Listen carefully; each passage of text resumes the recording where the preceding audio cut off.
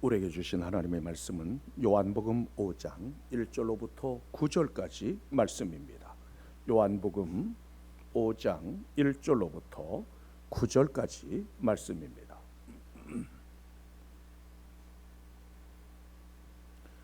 그 후에 유대인의 명절이 되어 예수께서 예루살렘에 올라가시니라. 예루살렘에 있는 양문 곁에 히브리 말로 베데스다라 하는 못이 있는데 거기 행각 다섯이 있고 그 안에 많은 병자, 맹인, 다리 저는 사람, 혈기 마른 사람들이 누워 물의 움직임을 기다리니 이는 천사가 가끔 못에 내려와 물을 움직이게 하는데 움직인 후에 먼저 들어가는 자는 어떤 병에 걸렸든지 낫게 되밀어라. 거기 38배 된 병자가 있더라. 예수께서 그 누운 것을 보시고 병이 벌써 오래된 줄 아시고 이르시되 내가 낫고자 하느냐? 병자가 대답하되 주여 물이 움직일 때에 나를 못에 넣어주는 사람이 없어 내가 가는 동안에 다른 사람이 먼저 내려가나이다. 예수께서 이르시되 일어나 내 자리를 들고 걸어가라 하시니 그 사람이 곧 나아서 자리를 들고 걸어가니라. 오늘 우리에게 주신 하나님의 말씀입니다. 어느 할아버지가 치료할 수 없다는 진단을 받았습니다. 그날부터 매우 난폭해지더니 가족들과 가까운 사람들에게 폭언을 일삼았습니다. 그때 동네에서 가끔 만나던 어린 아이가 할아버지에 관한 소식을 듣고 찾아왔습니다. 가족들은 호기심 반 기대 반으로 그 꼬마를 들여보냈습니다.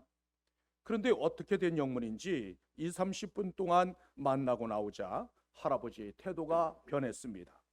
갑자기 부드러워졌고 더 이상 사납거나 폭언을 하지 않았습니다. 가족들이 이상해서 소년에게 물었습니다. 얘야, 할아버지와 무슨 이야기를 했니? 네, 아무 이야기도 안 했는데요. 그럼 할아버지랑 안에서 무엇을 했니? 예, 그냥 붙잡고 같이 울었어요. 할아버지의 아픔을 자신의 아픔으로 느끼며 함께 우는 순간 눈물을 통해 치유되었습니다. 이처럼 누군가의 아픔을 함께 나눌 때 놀라운 능력이 나타납니다. 예수님께서는 우리의 질고와 아픔과 슬픔과 괴로움을 모두 지시고 십자가에 달리셨습니다. 이사야 53장 5절에서는 이렇게 말씀하고 있습니다. 그가 찔림은 우리의 허물 때문이요 그가 상함은 우리의 죄악 때문이라. 그가 징계를 받음으로 우리는 평화를 누리고 그가 채찍에 맞음으로 우리는 나음을 받았도다. 주님께서는 우리에게 평화를 주시고 고침을 받게 하시려고 보배로운 피를 쏟아내셨습니다. 그리스도의 십자가는 구원이요 능력이요 소망입니다. 따라서 주님께서는 누구든지 십자가 앞에 나오는 사람을 구원하실 수 있습니다. 보통 표적이라고 하면 무엇인가 엄청나고 거창한 것을 연상합니다. 하지만 우리가 숨쉬고 먹고 마시는 등등 일상생활의 작은 일들이 모두 놀라운 표적들입니다. 그 중에서도 가장 큰 표적은 죄로 말미암아 죽을 수밖에 없는 죄인이 예수 그리스도를 믿음으로 말미암아 영생을 얻고 구원받았다는 표적입니다. 믿음의 눈으로 바라보면 하나님의 표적은 수없이 많습니다. 표적이 없는 것이 아니라 믿음의 확신이 없는 것이 문제입니다. 표적은 믿는 자에게만 일어납니다. 예수님께서 예루살렘으로 올라가신 이유는 무엇일까요? 명절이었기 때문에 관례를 따라서 무작정 올라가셨을까요? 아니면 명절에 예루살렘에서 무슨 중요한 모임이나 약속이 있었을까요? 본문의 무대는 예루살렘이었고 때는 명절이었습니다. 예루살렘에는 수많은 인파들이 몰려들어서 인산인해를 이루고 있었습니다. 하지만 예수님께서는 예루살렘으로 올라가신 이유가 명절 때문이 아니라 어떤 분명한 계획이 있었습니다. 왜냐하면 무슨 일을 하실 때마다 하나님 아버지의 뜻에 따라서 행하셨기 때문입니다. 요한복음 5장 30절에서는 이렇게 말씀하고 있습니다. 나는 나의 뜻대로 하려 하지 않고 나를 보내신 이의 뜻대로 하려 함으로 내 심판은 의로우리라. 아버지 하나님의 뜻은 모든 판단과 결정의 유일한 규범입니다. 따라서 예수님께서는 언제든지 하나님 아버지의 뜻을 존중하셨고 그분의 뜻에 순종하셨습니다.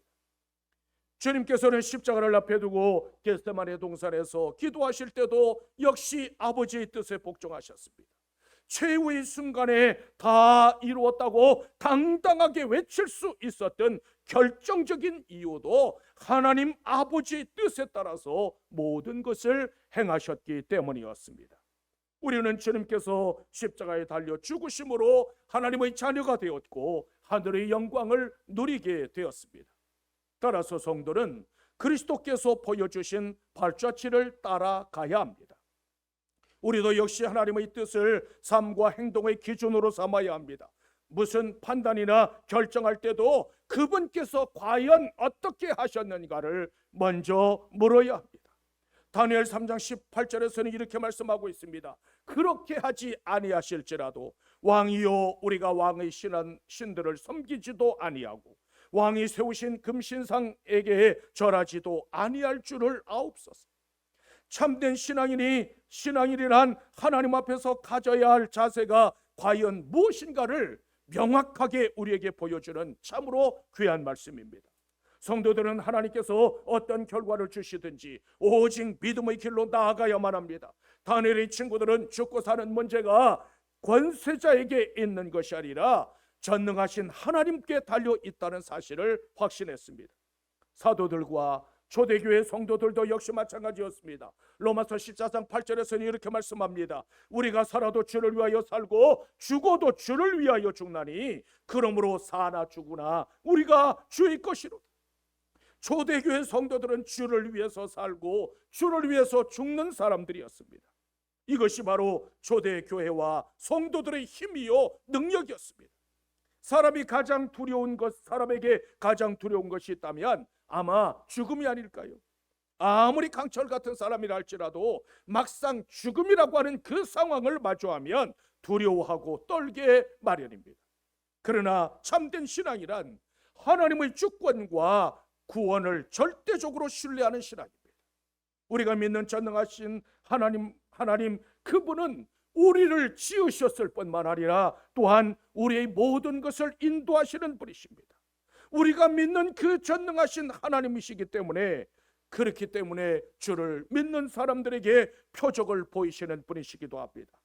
그러므로 하나님의 뜻과 하나님의 계획에 따라서 살아갈 수 있는 여러분들이 되시기를 주님의 이름으로 축원합니다. 왜 예수님께서는 베데스다 못가로 가셨을까요? 주님께서는 그들에게 사랑과 은혜를 베푸시려고 찾아가셨습니다. 본문 2절로부터 3절에서는 이렇게 말씀하고 있습니다. 예루살렘에 있는 양문 곁에 히브리 말로 베데스다라 하는 못이 있는데 거기 행각 5이 있고 그 안에 많은 병자, 맹인, 다리 저는 사람, 혈기 마른 사람들이 누워 물의 움직임을 기다리니라. 당시 베데스다 못의 물이 움직일 때 가장 먼저 들어가는 사람은 무슨 병에 걸렸든지 낫는다는 속설이 있었습니다. 그 못가에는 자신의 병을 고칠 수 있다는 마지막 신랄 같은 소망을 품고 찾아온 많은 사람들이 누워 있었습니다. 세상에는 예나 지금이나 이처럼 무거운 짐에 눌려 신음하는 사람들이 수도 없이 많습니다. 가난의 짐에 눌린 사람들, 질병의 짐에 눌린 사람들, 죄의 짐에 눌린 사람들 등등 곳곳에서 낙심하고 좌절하는 것, 그것이 바로 우리가 살아가는 세상입니다.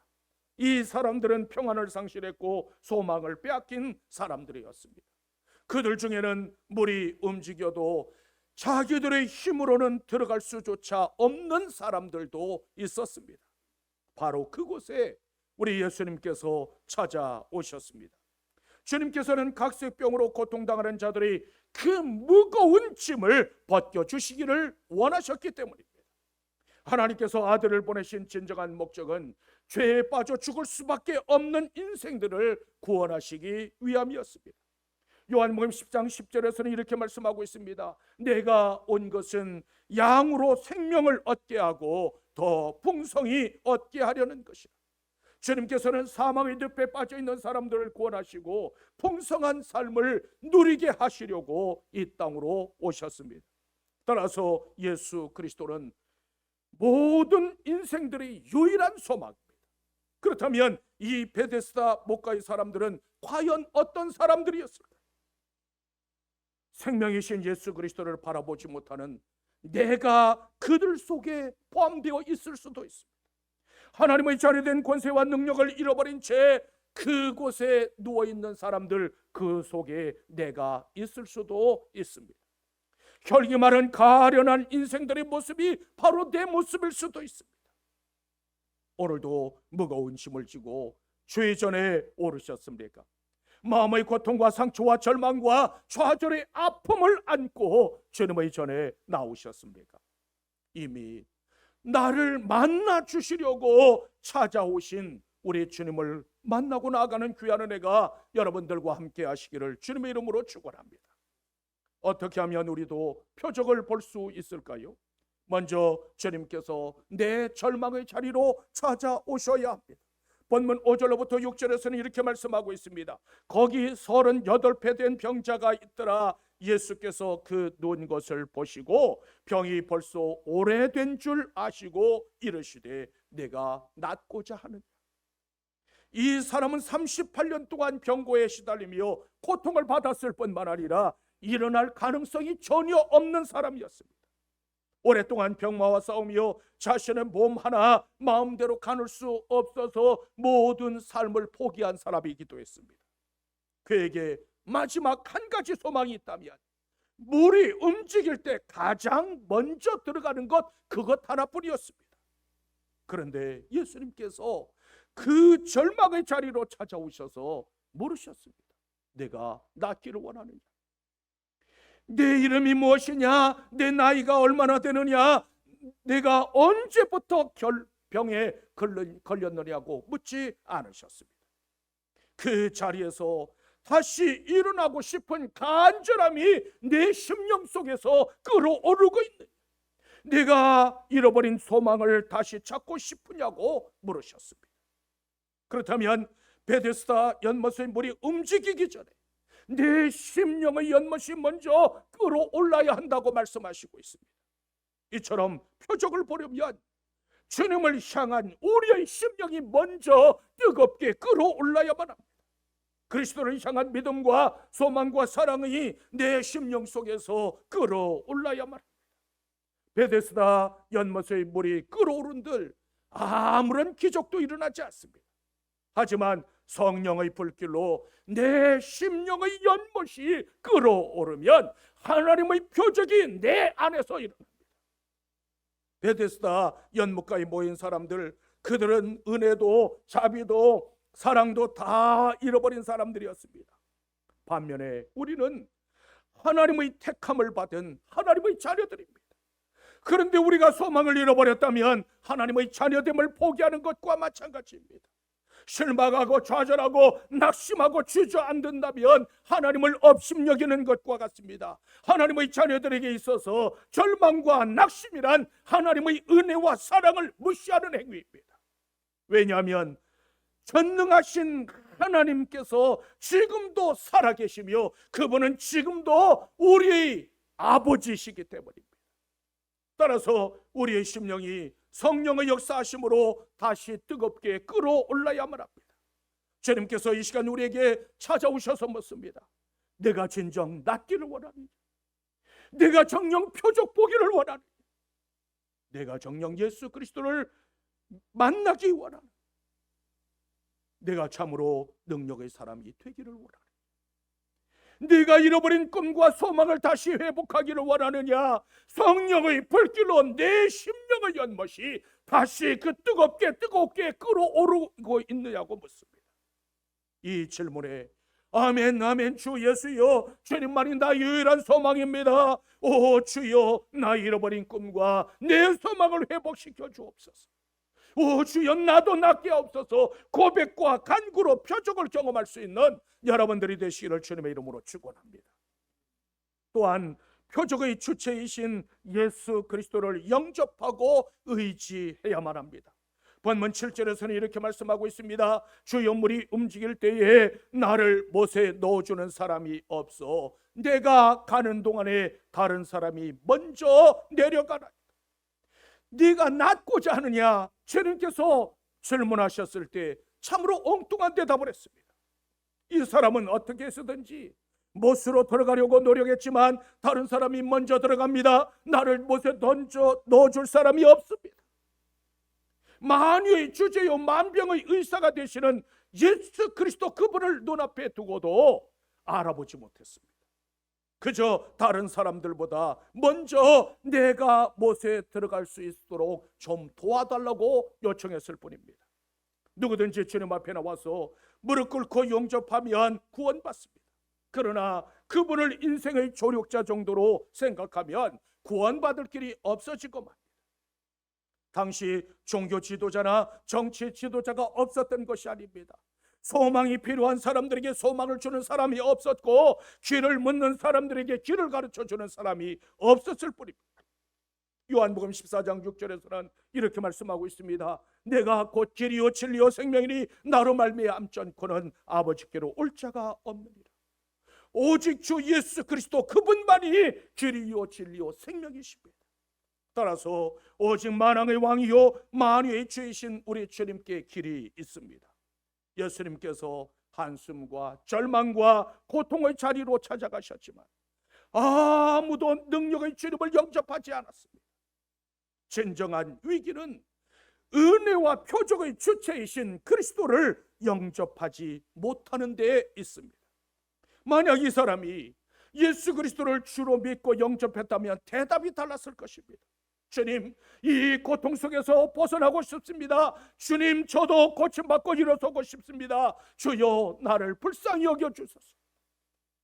하지만 이 사람은 나를 못에 넣어주는 사람이 없다고 했습니다. 우리도 살아가다 보면 이처럼 처절한 고독 속에서 신음할 때가 있습니다. 하지만 단 한 줄기 소망마저 꺼져갈 때 그때 우리 주님께서 찾아오시고 만나주십니다. 주님께서는 그 사람을 책망하지 않았을 뿐만 아니라 어떤 요구도 하지 않았습니다. 있는 그 모습 그대로 용납하시고 고쳐주셨습니다. 이제는 모든 것이 끝났다고 생각되는 그 순간 어김없이 다가오셔서 손을 내미시는 그 예수 그리스도의 손을 잡고 그분을 영접하십시오. 그분을 믿고 그분을 영접하면 모든 상황이 변하여 놀라운 표적을 경험하게 될 것입니다. 고린도후서 3장 17절에서는 이렇게 말씀하고 있습니다. 주는 영이시니 주의 영이 거하시는 곳에는 자유가 있느니라. 우리는 예수 그리스도의 피값으로 하나님의 자녀가 되었습니다. 만왕의 왕이신 전능하신 아버지 하나님, 그분이 우리의 아버지십니다. 그러므로 하나님을 의지하고 모든 것을 그분께 맡기면 내게 임한 모든 어둠을 거두시고 마침내 승리하게 하십니다. 그러므로 지금 당장 내가 처한 상황이 암담하고 곤고할지라도 그럼에도 불구하고 모든 것을 주님 앞에 맡기십시오. 주님을 의지하고 기도하면 하나님께서 일하십니다. 누구의 도움도 요청할 수 없거든 하늘을 우러러 주님의 도우심을 바라볼 수 있는 여러분들이 되십시오. 절망하는 이들의 인생 속에 그분께서 들어오시면 소망으로 넘치게 됩니다. 낙심과 반면으로 시달리는 인생 속에 그분께서 들어오시면 평화로 넘치게 됩니다. 슬프고 우울한 삶을 살아가는 인생 속에 그분께서 들어오시면 기쁨이 넘치게 됩니다. 미움과 증오가 가득한 이들의 마음에 그분께서 들어오시면 사랑으로 넘치게 됩니다. 원망과 불평이 가득한 삶에 그분께서 들어오시면 감사로 넘치게 됩니다. 이것이 바로 주님께서 우리에게 행하시는 놀라운 표적입니다. 그러므로 믿음의 주여 온전하게 하시는 예수 그리스도를 바라볼 수 있는 여러분들이 되시기를 주님의 이름으로 축원합니다. 또한 우리는 오직 믿음으로 응답해야만 표적을 볼 수 있습니다. 본문 8절로부터 9절에서는 이렇게 말씀하고 있습니다. 예수께서 이르시되 내 자리를 들고 걸어가라 하시니 그 사람이 곧 나아서 자리를 들고 걸어갑니다. 38년 동안 침상에 누워서 지낼 수밖에 없었던 이 사람에게 일어나 내 자리를 들고 걸어가라고 하는 주님의 명령은 너무 터무니없는 것처럼 보입니다. 하지만 하나님의 표적은 인간의 이성을 뛰어넘는 엄숙한 명령에 믿음으로 응답할 때 나타납니다. 인간적인 관점에서 보면 불가능한 명령이었지만 그 말씀에 응답하는 순간 베데스다 못가의 표적이 임했습니다. 38년 된 병자는 예수님의 말씀을 듣고 그 지긋지긋한 고통의 자리에서 벗어나 자리를 들고 걸어갔습니다. 이것은 우리 주님의 말씀에 믿음으로 응답한 결과였습니다. 이처럼 주님께서 계신 곳에는 참된 생명과 자유와 치유의 역사가 일어납니다. 성경에는 이 사람 외에도 예수님을 만남으로 자신을 짓누르 든 무거운 짐들을 벗어버린 수많은 사람들을 만날 수 있습니다. 그들에게 발견된 공통점이 있다면 예수 그리스도를 나의 구세주로 믿고 영접했다는 데 있습니다. 거지 소경 바디메오가 주여 나를 불쌍히 여기소서라고 간구했습니다. 그때 주님께서는 내가 네게 무엇을 하여 주기를 원하느냐고 물으셨습니다. 그러자 바디메오는 주여 내가 보기를 원하나이다. 그때 주님께서 가라 네 믿음이 너를 구원하였느니라. 바디메오의 믿음이 그를 구원하고 그의 눈을 뜨게 했습니다. 한 번은 이방인 백부장이 중풍에 걸려 고생하는 하인을 고쳐달라고 주님을 찾아왔습니다. 주님께서 내가 가서 고쳐주리라고 말씀하시자 다만 말씀으로 하세요. 여기서 말씀만 하셔도 나올 줄로 믿습니다. 그러자 주님께서는 이만한 믿음을 보지 못하였노라고 칭찬하시며 고쳐주셨습니다. 12해를 혈류증으로 고생하던 여인도 믿음으로 예수님의 옷자락을 맞췄습니다. 그때 예수님께서 여인을 향하여서 따라 내 믿음이 너를 구원하였으니 평안히 가라. 네 병에서 너여 건강할지어다라고 말씀하셨습니다. 이처럼 예수 그리스도를 나의 구세주로 믿는 믿음이 좌절과 불가능의 벽을 깨뜨립니다. 지난날의 상처와 아픔과 절망을 딛고 일어나는 것이 믿음입니다. 하지만 모든 사람이 주님께서 행하시는 놀라운 표적을 보는 것은 아닙니다. 오직 믿음의 사람들만이 그분께서 주시는 참된 자유와 평안을 얻을 수 있습니다. 그날 베데스다 못가에는 38년 된 병자뿐만 아니라 다양한 병자들이 누워 있었습니다. 누구든지 예수 그리스도를 영접하기만 하면 하나님의 표적을 볼 수 있었지만 아무도 주님께 매달리는 사람이 없었습니다. 그들은 그리스도를 나와 아무런 상관이 없는 분으로 여겼습니다. 그들에게는 생명이신 예수님이 아무 소용이 없었습니다. 마태복음 13장 58절에서는 이렇게 말씀하고 있습니다. 그들이 믿지 아니함으로 말미암아 거기서 많은 능력을 행하지 아니하시리라. 그리스도는 능력 그 자체이시지만 믿지 않으면 표적도 없습니다. 그러므로 주님께서 말씀하시면 믿음으로 응답할 수 있는 여러분들이 되십시오. 머뭇거리지 말고 그분의 손을 잡고 일어나 걸어갈 수 있는 여러분들이 되십시오. 믿고 응답함으로 표적을 보는 여러분들이 되시기를 주님의 이름으로 축원합니다. 38년 동안 병고에 시달리던 사람이 예수님을 만난 것은 그의 인생에 있어서 최고의 축복이었습니다. 그는 주님을 만남으로 인생의 새로운 기회를 얻게 되었습니다. 2000년 전 베데스다 못가에 주님은 38년 된 병자를 바라보고 계셨습니다. 마찬가지로 이 시간 우리에게 찾아오셔서 우리를 바라보고 계십니다. 나의 질병, 나의 한숨, 나의 탄식 소리를 주님께서 듣고 계십니다. 예수 그리스도는 구원의 빛이요 진리이시며 영원토록 변함없이 동일하신 분이십니다. 그러므로 우리도 주님을 만나야 합니다. 이사야 55장 6절에서는 이렇게 말씀하고 있습니다. 너희는 만날 만한 때에 찾으라. 가까이 계실 때에 그를 부르라. 하나님께서 구원의 문을 열어놓고 초청하시는 기간은 정해져 있습니다. 시간이 지나면 구원의 문은 닫히게 되고 그 후에는 들어가고 싶어도 들어갈 수 없습니다. 그러므로 아직 문이 열려 있을 때 주저하지 말고 응답하십시오. 이 때를 놓치는 사람은 영원한 후회에 빠지게 됩니다. 2000년 전 베데스다 못가에서 베푸신 표적은 지금도 일어납니다. 단 하나의 조건이 있다면 그것은 오직 믿음뿐입니다. 의술이나 과학의 문제가 아니라 믿음의 문제였습니다. 하나님께서는 언제라도 우리를 도우실 준비를 하고 계십니다. 그런데 우리를 도우시게 하는 원동력은 바로 믿음입니다.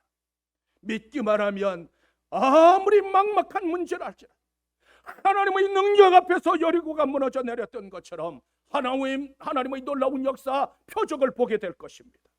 그러므로 하나님을 향한 확고한 믿음을 소유하고 오직 겸손함으로 예수 그리스도 그분의 은혜를 사모할 수 있는 여러분들이 되십시오. 오늘도 우리를 찾아오시는 주님을 영접함으로 나에게 베풀어 주시는 표적을 볼 수 있는 여러분들이 되시기를 주님의 이름으로 축원합니다.